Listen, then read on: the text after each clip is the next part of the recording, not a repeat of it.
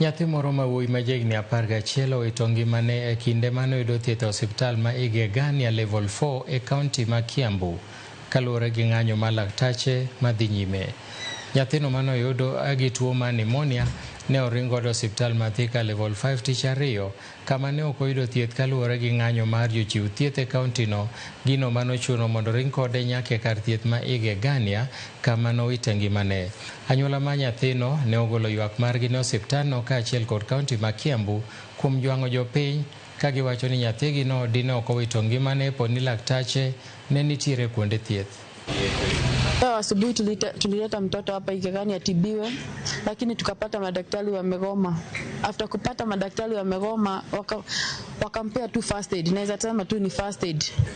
Juu hawakumfanya venye alikuwa anastahili kufanywa, hawakumpea ward. Huyo mtoto alikuwa anafaa kuadimiwa, hakuadimiwa. Wakasema huyo mtoto labda apelekwe Maragwa. Maragwa yenyewe ambulance hairuhusiwi kufika kutoka boundaries za Kiambu ingie kaunti nyingine. Igegania kulikuwa na shida kiasi kwa sababu madaktari wamegoma na kuna mtoi aliletwa hapa kutoka asubuhi kwa sababu ya delay. Huyo mtoto ametuacha, ameaga. Ni kama ni makasiriko ya wagonjwa, lakini sijajua nini kenye kilikuwa kinaendelea juu sasa wakati nenda